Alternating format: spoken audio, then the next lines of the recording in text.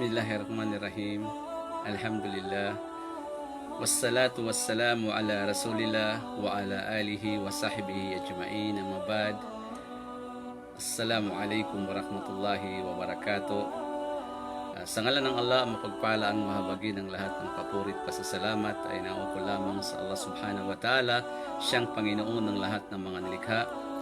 Nawa ang kanyang pagpapalat, kapayapaan ay mapasa kanyang huling propeta na si Muhammad sallallahu alaihi wasallam, sa kanyang mga kasamahan, sa kanyang mga kamag-anak, at sa lahat ng taong tumatahak at tatahak pa lamang sa matuwid na landas hanggang sa huling araw.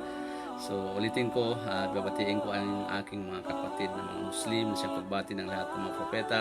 Assalamu alaikum warahmatullahi wabarakatuh, at magandang gabi po sa aking mga minamahal na mga kababayan na hindi pa Muslim. So pasensya po, naputol po tayo kanina sapagkat nawala yung ating connection internet, at alhamdulillah ngayon ay bumalik na, inshallah magtuloy-tuloy ito. Ang aking paksa na aking inihanda sa mga sandaling ito, mga minamahal na kapatid, magulang at mga kababayan ko mga Pilipino na hindi pa Muslim, ay ang pamagat na ang nag-iisang mensahe ng mga propeta. Sa Islam na relihiyon, mga mahal na kababayan, ay nagtuturo ang Islam sa mga tao na mahalin, sundin, paniwalaan ang lahat ng mga propeta. Sapagkat ang lahat ng mga propeta, sila ay ipinadala ng nag-iisang tunay na Diyos, ang Panginoong Allah, para igabay ang sangkatauhan. At ang mga propetang ito ay meron lamang silang iisang mensahe. Magkaiba ang kanilang panahon, napakalayo ang kanilang pagitan, subalit ang mensahe na dala ng mga propetang ito ay nag-iisa lamang. At ito yung ating paksa na nais natin tatalakayin sa mga sandaling ito, mga mahal na kababayan, lalo sa mga hindi pa Muslim. Sinabi ng dakilang tagapaglikha, ang nag-iisang Diyos, patunay na siya ay nagpadala ng mga propeta para ipahayag ang mensahe na galing sa dakilang tagapaglikha, ang nag-iisang Diyos, na kanyang sinabi, Ba'da a'udhu billahi minash shaitanir rajim, walakad ba'athna fi kulli ummatin rasulan an ya'budullaha wajtanibut tagut. Sa malapit na kahulugan, mga minamahal na kababayan na mga hindi pa Muslim, ang ibig sabihin sa wikang ito na Arabic sa Tagalog, katotohanan, sabi ng Diyos. Katotohanan, kami ay nagpadala ng mga propeta at sugo sa bawat pamayanan, sa bawat bansa, upang ipahayag na sambahin lamang ang nag-iisang tunay na Diyos at layuan ang pagsamba sa mga huwad na mga Diyos-Diyusan. So ano ang mensahe ng lahat ng mga propeta? Ang sambahin lang ang nag-iisang tunay na Diyos.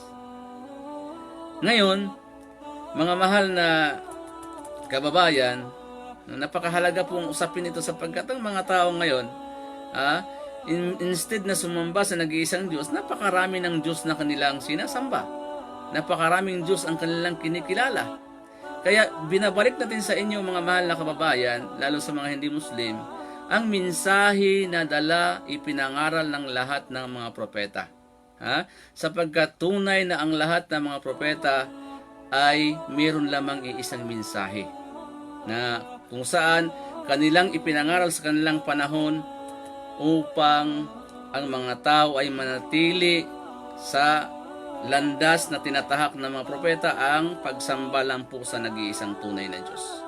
At sinabi po ng dakilang tagapaglikha, sinabi ng Panginoong Allah subhanahu wa ta'ala, وَمَا أَرْسَلْنَا مِنْ قَبْلِكَ مِنْ رَسُولٍ إِلَّا نُوحِي إِلَيْهِ أَنَّهُ لَا إِلَهَ إِلَّا أَنَا فَاعْبُدُونِ. Ibig sabihin sa malapit na kahulugan, mga mahal na kababayan, mga kapatid, mga magulang, sinabi ng dakilang tagapaglikha ang nag-iisang Diyos, at hindi kami nagpadala ng mga propeta at mga sugo sa mga nangauna pa sa iyo, O Muhammad. Nang si Prophet Muhammad ay sinugo ng nag-iisang Diyos, hindi nagpadala ng mensahe ang Panginoong Allah, ang tunay na Diyos, bago pa si Prophet Muhammad, maliban lamang na ang mensaheng ito ay walang ibang Diyos na dapat sambahin kundi ang nag-iisang tagapaglikha lamang. Kaya sambahin ninyo ako. Yan ang sabi ng dakilang tagapaglikha. Sa Kanya lamang tayo bukod tanging sasamba sa dakilang tagapaglikha, ang Panginoong Allah Subhanahu wa Ta'ala. Kaya naman sa panahon ni Propeta Noah, mga mahal na kababayan, kilala natin si Propeta Noe na siya nang gumawa ng malaking barko. Sa panahon niya, siya ay nangaral sa kanyang pamayanan. Siya ay nagbabala siya sa kanyang mga nasasakupan na kung saan ang mga tao ay hindi naniniwala sa kanya. Na kanyang sinabi, "Qala ya qaumi inni lakum nadirun mubin an ya'budullaha wattaquhu wa ati'un." Sabi ng dakilang tagapaglikha na sinabi ni Propeta Noah sa kanyang panahon, sabi ni Propeta Noah, "O aking mamamayan, ako ay tagapagbabala para sa inyo na sambahin lamang ang nag-iisang tunay na Diyos, ang dakilang lumikha, ang Panginoong Allah Subhanahu wa Ta'ala. Siya lamang na mag-isa. Siya lamang na mag-isa ang inyong sasambahin." Yan ang panawagan ni Propeta Noah sa kanyang panahon.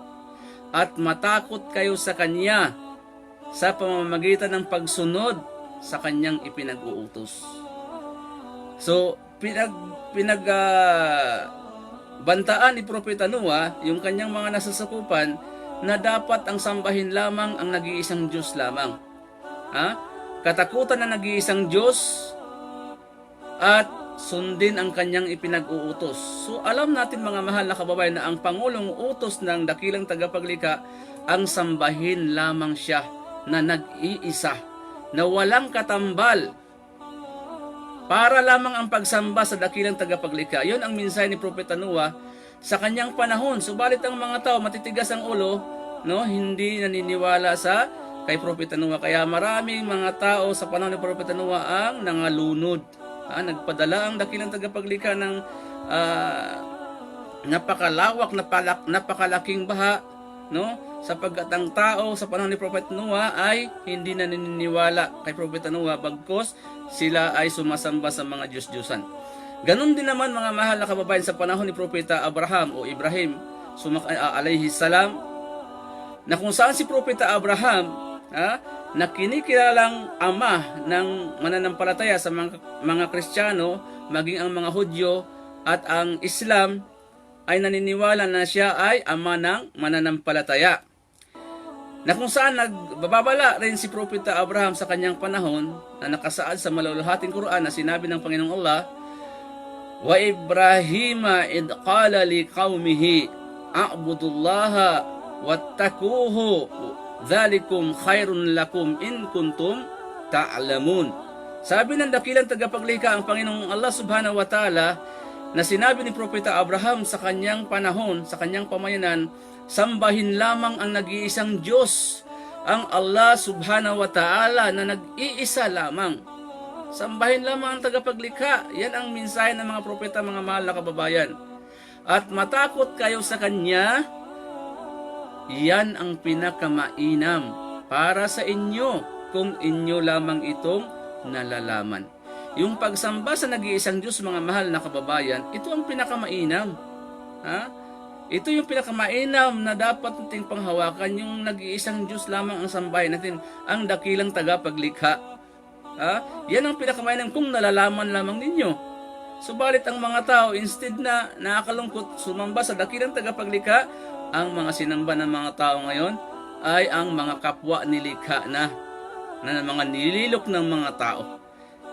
Kaya nga sa panahon ni Propeta Abraham, siya ay talagang sumuway sa kanyang ama, sapagkat ang kanyang ama ay isang manlililok ng ribulto, kinamumuhian niya ang ginagawa ng kanyang ama. Bagaman si Propeta Abraham ay talagang dalisay ang pagsamba niya, kinamumuhian niya ang ginagawa ng kanyang tatay. Kaya napakalinaw mga mahal na kababayan na ang mensahe ng mga propeta ay sa pagsamba lang po sa nag-iisang Diyos. Ganon din naman ang mensahe ni Propeta Moises. Sa panahon ni Propeta Moises, ano ang sinabi ng Panginoong Allah kay Propeta Moises, sabi ng Panginoong Diyos, Innani anallah. Katotohanan o Moises, ako ang Allah.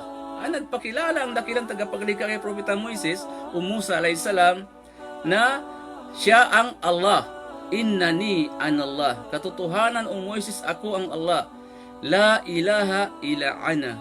Wala na kayong Diyos na marapat sambahin kundi ako lamang. Nagpakilala ang dakilang tagapaglikha kay Propeta Moises, na siya ang Allah, ang nag-iisang Diyos. Fa'abudni wa aqimi salata lidikri. Kung kaya sambahin niyo ako na mag-isa lamang ako, at palagian ninyo akong alalahanin. So makikita natin mga mahal na kababayan, ang lahat ng mga propeta ay mayroon lamang iisang mensahe. Kahit naman sa inyong aklat Biblia, mga mahal na kababayan ng mga Kristiyano, sa inyong aklat Biblia nakasaad na si Propeta Moises na meron siyang pangulong kautusan na kung saan ay nakasaad ganito sa Deuteronomio Kabanata 6, versikulo 4 hanggang 5. Ito yung pangulong kautusan ni Propeta Moises. Sabi niya, dinggin mo o Israel, ang Panginoon nating Diyos, ang Panginoon natin ay iisang Panginoon. Ang Panginoong Diyos ay iisang Panginoon. Sambahin niyo siya ng buong lakas, buong isip, buong kaluluwa, at buong puso. So yun ang pangulong mensahe ni Moises ayon sa inyong aklat, mga mahal na kababayan. Pangulong kautusan. Kaya naman sa panahon naman ni Propeta Jesus o ni Isa alayhisalam, siya ay nagsabi sa kanyang pamayanan. Kasi sabi ni Propeta Jesus, kung ano man ang kanyang nadatnan na batas at mensahe ng nauna sa kanya, yun din ang kanyang ituturo sa kanyang mga nasasakupan. Kaya nga naman si Propeta Jesus, sabi ng Panginoong Diyos sa malawalahating Quran ng Allah, sa kanyang panahon siya ay nagturo o nangaral sa kanyang mga kababayan sa Israel. Sabi niya, wa innallaha rabbi wa rabbukum fa'buduhu hada siratal mustaqim. Sabi ni Propeta Jesucristo, na sinabi ng Panginoong Diyos dito sa malawalahating Quran, na sinabi ni Jesus, katotohanan, ang Allah ang aking Panginoon at inyo ring Panginoon. Napakalinaw. Ang nag-iisang Diyos, ang Panginoon ni Jesus, at nag-iisang Diyos, yun din ang ating Panginoon. Kaya sambahin niyo siya, sabi ni Jesucristo, ito ang matuwid na landas. Ang matuwid na landas, mga kababayan, ay doon lang po sa pagsamba bukod tanging sa nag-iisang Diyos, mga mahal na kababayan. Kaya mga mahal na kababayan, at dahil dito, maraming ang hindi sumusunod sa Pangulong Utos ni Jesucristo sa panahon ngayon. Napakarami.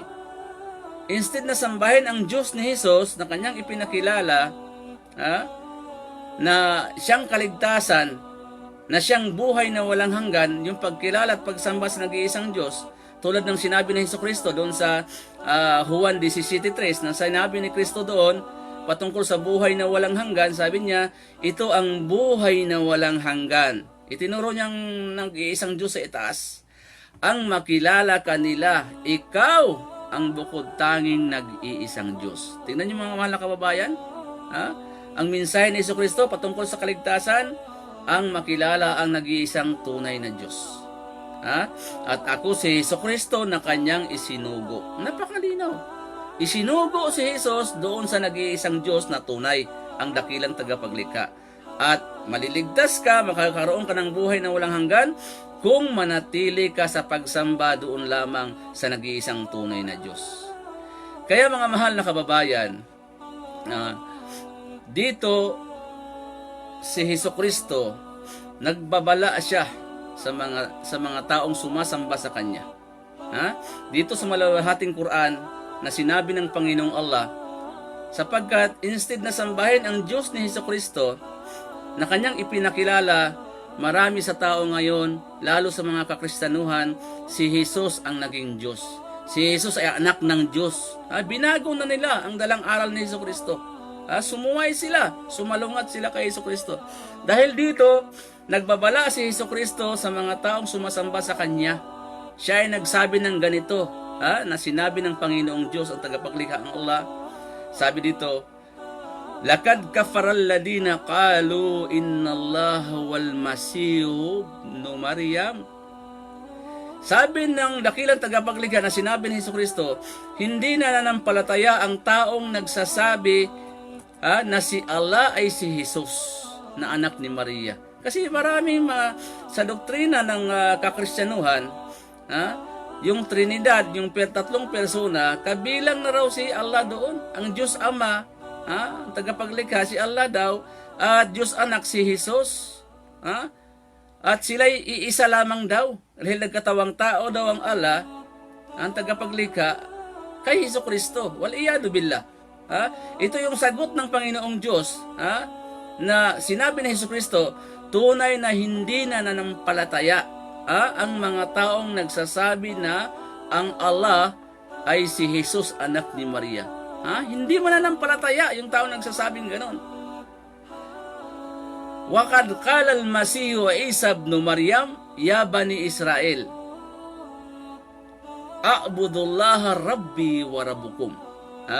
Dahil dito, si Hesukristo ay nananawagan sa kanyang pamayanan sa Israel. Sabi niya, sinabi ni Hesukristo na anak ni Birheng Maria, na o angkan ng Israel, sambahin niyo lamang si Allah, na aking Panginoon, inyo ring Panginoon. Yan ang pinapangaral ni Jesus Christ o ni Isa o ni Jesus sa panahon niya. A'budullah, sambahin lamang ang nag-iisang Diyos. Rabbi wa rabbukum, Diyos ko at Diyos ninyo, Panginoon ko, Panginoon ninyo. Kaya yung paniniwala na Trinidad, nagkatawang tao ang Diyos, hindi yan katuruan ni Hesukristo, mga mahal na kababayan. Yan ay mga katuruan ng mga ngaral na nililigaw nila ang tao sa tunay na mensahe ni Hesukristo.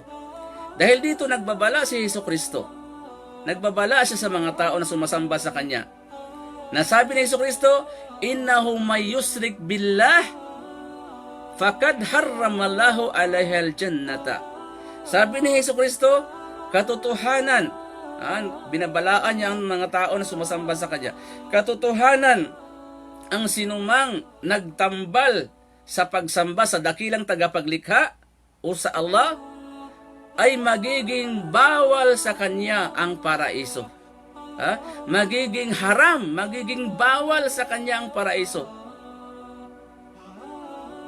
Wa ma'wahun nar, at yung taong yaon na nagtambal sa pagsamba sa dakilang nag-iisang Diyos ay mananahan. Ang magiging hantungan niya sa kabilang buhay, walang iba kundi ang naglalagablab na apoy sa impyerno. Yan ang babala ni Hesukristo, mga mahal na kababayan.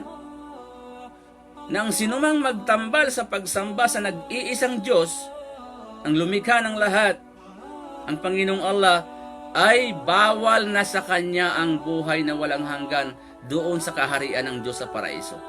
Bawal na sa Kanya. At ang impyerno ang naghihintay sa Kanya sa kabilang buhay magpasawalang hangganan. Ito ay babala ni Hesukristo, mga mahal na kababayan, sa mga taong sumasamba sa Kanya. Kaya nga sa araw ng paghuhukom, maski sa inyong aklat Biblia nakasaad yan sa Mateo 7, talatang 21 o 22, sabi niya, maraming mga tao sa araw ng paghuhukom ay magsasabi sa akin, Panginoon, Panginoon. Tinatawag nila akong Panginoon. Hindi baga sa iyong pangalan ay nagpalayas kami ng mga demonyo? Sa pangalan mo ay nagsigawa kami ng mga kababalaghan? At sa pangalan mo ay nagsipanghula kami? Ano ang sagot ni Hesukristo doon?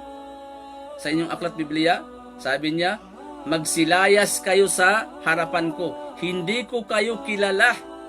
Kayo ang mga taong gumagawa ng kalapastangan sa akin. Ang kalapastangan, mga mahal na kababayan, ang pagsamba kay Kristo, sapagkat tunay na hindi po siya nagtuturo na siya'y sambahin ninyo at gawin yung Diyos. Bagkus ang turo ni Hesukristo, ang kanyang pangulong kautusan, nasa inyong aklat din Biblia.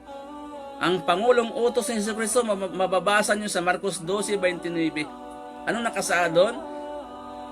Sabi ni Jesucristo, o angka ng Israel, ang Panginoon nating Diyos, ang Panginoon nating Diyos, iisa lamang.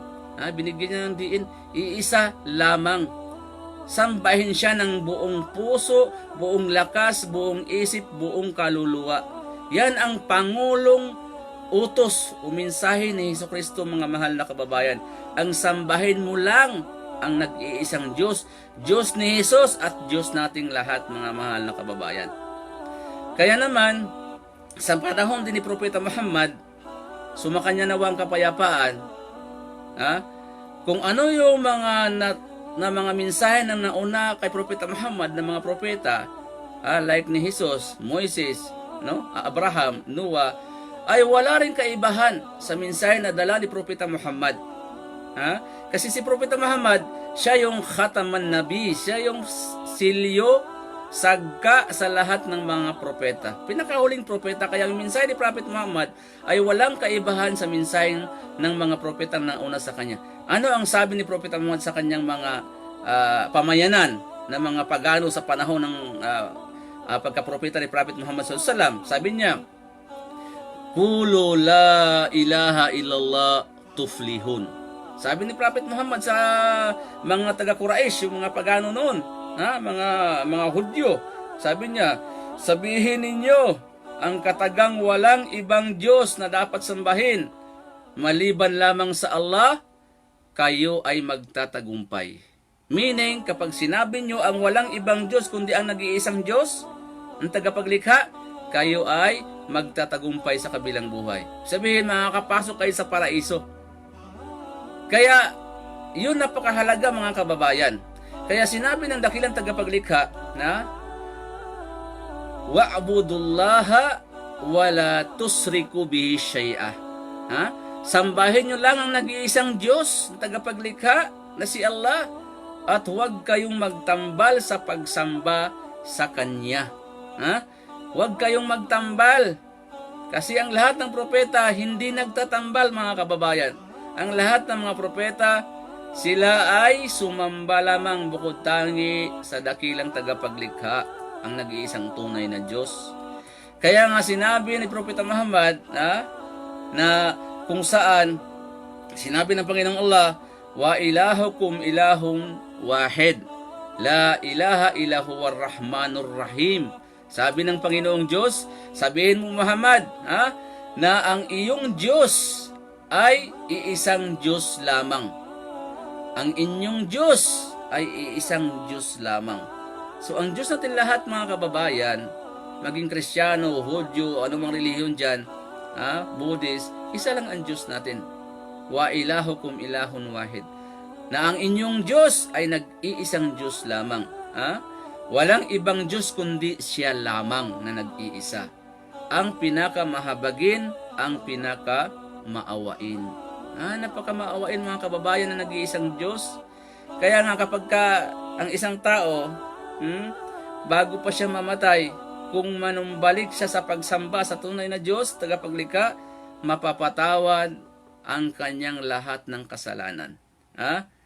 Mapapatawad. Kasi napakamahabagin ng Panginoong Diyos, ng nag-iisang Diyos, ang Allah subhanahu wa ta'ala. Kaya naman, mga mahal na kababayan, tunay na ang mga mensahe na ipinapangaral ng mga propeta ay ang sambahin lang ang nag-iisang dakilang tagapaglikha, ang nag-iisang Diyos. Yun ang mensahe ng lahat ng mga propeta. Walang propeta na nagtuturo na tatlo ang Diyos. May propeta ba nagtuturo na ang Diyos ay Ama, ang Diyos ay Anak, ang Diyos ay Espiritu? Tatlong Diyos yan. Meron bang propeta na nagturo ng ganito? Wala. Bakit sumulpot yung katuroang Trinity? Sumulpot lamang yan sa mga ngaral na mga taong gustong sirain, iligaw ang mga tao. Katulad ni Pablo. Si Pablo na yan, Pauline Christianity. Si Pablo ang sinusunod ng mga kakristyanuhan. Sa totoo lang, hindi si Jesus. Dahil ang mensahe ni Jesucristo ay siya ring mensahe ng lahat ng mga propeta. Ang sambahin lang ang nag-iisang Diyos. Kaya ang relihiyong Kristyanismo, napakaraming sikta dyan, no? Hindi tayo naninira. Ito'y nagpapaliwanag lang sa katotohanan, mga mahal na kababayan. Ha? Kasi ang gamot ay mapait. Tama ba? Pero ang gamot ay nakakagaling. Halimbawa, kung may diabetes, kumain ka ng ampalaya, di ba? Mapait, pero nakakabuti sa'yo. Ganon din ang katotohanan, mga mahal na kababayan. Masakit, pero ito yung nakakabuti sa atin. Kasi bakit? Tayo ay aahunin dito mula sa lugmok, sa dilim tungo sa liwanag. Kaya nga, sinasabi natin ang Kristyanismo, hindi siya tunay at matuwid na relihiyon. Ha? Kasi ang tunay at matuwid na relihiyon hindi nagbabago. Yung kautusan, aral, hindi nagbabago. Ha? Kung ano yung pinapangaral ng mga propeta, mensahe ng mga propeta, yun ang mensahe hanggang sa ngayon ng totoong relihiyon. Tunay na relihiyon. Kaya ang Kristyanismo nagbago. Hindi na yung masasabing totoong relihiyon kasi nagbago. Bakit nagbago? Dahil si Jesus na ang kanilang sinasamba at ginawang Diyos. 98%. Kaya nga Christian dahil ang sinasamba nila si Kristo pinapangalan kay Kristo. Kaya Christ, Christian. Kaya 98% ng mga Kristiyano si Jesus ang sinasamba. Nagbago ang katuruan. Bakit nagbago? Kasi si Jesus ang kanilang ginawang Diyos na sinasamba. Imbis na ang nag-iisang Diyos doon lamang sa samba, hindi na. Si Jesus na ang ginawang Diyos nagkatawang tao. Dahil sa pagkapako ni Kristo, natubos ang kasalanan. Kaninong turo yan? Walang propeta nagturo ng ganyan, mga kababayan. Turo lang ni Pablo yan. Turo ng mga tao lang yan. Kaya sa mga katuwid, hindi po Kristyanismo ang tunay na relihiyon. Kasi bakit nagbago? Instead na sambahin na nag-iisang Diyos, Diyos ng lahat ng mga propeta, si Jesucristo na ngayon ang sinamba. Nagbago. So, ano ang tunay na relihiyon? Matuwid na relihiyon? Hindi nagbabago. Katulad ng Islam. Sapagkat ang pinakapangulong katuruan ng relihiyong Islam, pinakamataas na katuruan ng relihiyong Islam, ay ang pagsamba lamang sa tanging nag-iisang Diyos na tagapaglikha, na siya ipinangaral ng lahat ng mga propeta, na siyang pinakamataas na aral at katuruan ng mga propeta, ang pagsamba lamang sa nag-iisang Diyos ng dakilang tagapaglikha, at yun ang mensahe ng Islam. Yan ang pinakamataas na turo ng Islam. Turo ng lahat ng mga propeta. Sa nag-iisang Diyos lamang kayo bukod tanging sasamba. Yan ang mensahe ng Islam. Na siyang mensahe na dinala ng lahat ng mga propeta. Magmula pa kay Adan, Noah, Ismail, Isaac, Moises, David, Solomon, Zakaria, Juan Bautista, Jesucristo, at ang huli sa kanila ay si Propeta Muhammad. Ang sambahin lamang ang nag-iisang Diyos, yan ang mensahe ng lahat ng mga propeta, mga kababayan. Yun ang mensahe ng pananampalatayang Islam. Kaya nga marami nagbumuslim pari, pastor, obispo, ministro, mga matataas na mga ranggo sa sikta ng kakristyanuhan, pumapasok sa Islam dahil sa mensaheng ito. Dahil ang Islam talagang hindi magbabago ang katuruan ito. Sapagkat ang nagbigay ng katuruan na ito, ang nag-iisang tagapaglikha, ang Panginoong Allah Subhanahu wa Ta'ala. Yun po, mga mahal na kababayan. Kung bumasi kayo, kung gamitin nyo lang inyong talino, hindi malayo na yakapin nyo ang Islam. Kasi bakit? Ang Islam, relihiyon ito ng lahat ng mga propeta. Ang lahat ng mga propeta, Muslim sila. Kapag nagdarasal ang lahat ng mga propeta, iisang pamamaraan ang kanilang ginagawa. Nagpapatira pa sa lupa.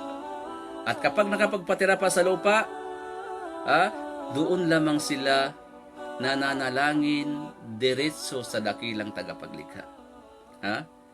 Kaya mga mahal na kababayan, inaanyayahan namin kayo na yakapin ang Islam. Hindi ito para sa amin, para sa inyong itong kabutihan, mga kababayan.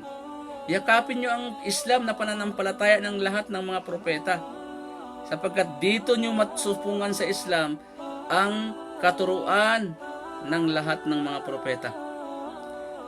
At dito nyo matagpuan sa Islam ang minimithi ninyong kaligtasan, ang paraiso, no? Ang buhay na walang hanggang kaligayahan sa kabilang buhay. Sapagkat walang ibang relihiyon, mga kababayan, na tatanggapin ng nag-iisang Diyos na tagapaglikha, kundi ang kanyang relihiyon. Ha? Ang kanyang relihiyon. Ano ang relihiyon niya? Ang pagsunod, pagsuko, pagtalima, pagkilala at pagsamba sa nag-iisang tunay na Diyos. Yun ang relihiyon niya. Pagsunod, pagsuko, pagtalima. In short, sa Arabic, tinatawag itong Islam. Ha? Islam, complete submission, ganap na pag-surrender sa kalooban sa nag-iisang Diyos. Yun ang Islam na relihiyon na saganang galing sa dakilang tagapaglikha, na ang katuruan nito ang pagsamba lamang sa nag-iisang Diyos, ang dakilang tagapaglikha. Kaya nga sinabi ng dakilang tagapaglikha, wa may yabtagi gairal Islam dinan. Sinuman, sabi ng dakilang tagapaglikha, ang maghangad, magnais ng ibang relihiyon maliban sa Islam, pagsunod, pagsuko, pagtalima sa nag-iisang Diyos, falay yuqbala minhu. Hindi ito tatanggapin sa kanya, wa huwa fil akhirati minal khasirin. At yung taong yaon na namatay na hindi Islam ang kanyang dalang relihiyon, sa kabilang buhay, hindi tatanggapin sa kanya ng Panginoong tagapaglikha. At sa kabilang buhay, siya ay makakabilang sa mga taong talunan doon sa naglalagablab na apoy sa impyerno, siya mananahan habang buhay. Kaya mga mahal na kababayan, bilang pagmamahal sa inyo mga mahal na kababayan, hindi kami nagsasawang iparating sa inyo ang katotohanan. Sapagkat ito naman ang sabi ni Jesucristo, hanapin ninyo ang katotohanan, sapagkat dito sa katotohanan ay palalayain kayo. Saan tayo palalayain? Doon sa ating mga nakagisnang relihiyon at paniniwala na minana natin sa ating mga ninuno.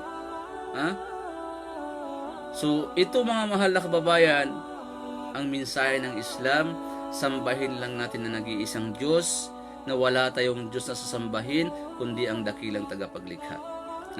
At ito ang matuwid na landas na sinasabi ni Jesucristo, na kanyang sinabi, wa innallaha rabbi wa rabbukum.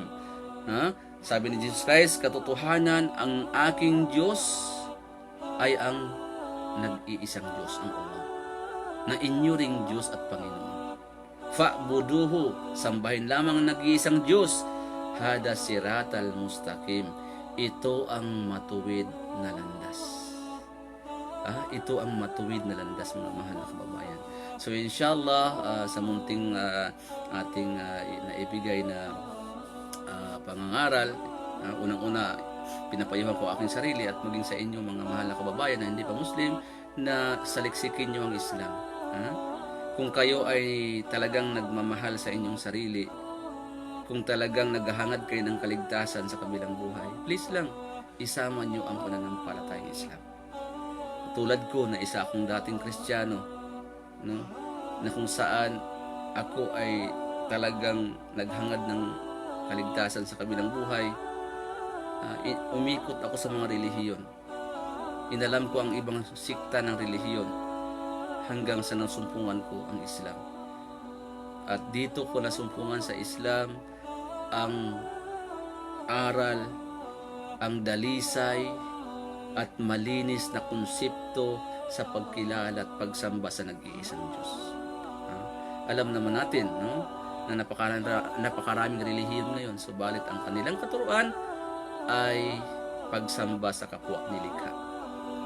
So kapag sumamba ka sa kapwa nilikha, ay katotohanan nasa maling landas ka, nasa maling relihiyon ka. Dahil ang totoong relihiyon, ulitin ko, siya yung nagtuturo ng pagsamba ng dalisay. Ang pagsamba mo, ituon mo lang sa nag-iisang tagapaglikha. Tagapaglikha ng lahat. nakikita at hindi nakikita ang Panginoong Allah Subhanahu wa Ta'ala. So maraming salamat sa inyong pagsubaybay at binabati ko ng Assalamualaikum yung aking mga kapatid na nakatutok, nakasubaybay. Naway gantimpalaan kayo ng Allah sapagkat tayo napupuyat, no? Gabing-gabi na. So ganun pa man, bilang isang Muslim ay unahin natin yung ating obligasyon. Obligasyon natin na ibahagi ang katotohanan. So hanggang dito na lang. Jazakumullahu khairan at maraming salamat po. Kung may nasabi po akong nakakasakit ng damdamin, mga mahal na kababayan na hindi pa Muslim, hangad ko po ang inyong kabutihan lalo sa kabilang buhay. So hanggang dito na lang. Maraming salamat at Assalamualaikum warahmatullahi wabarakatuh.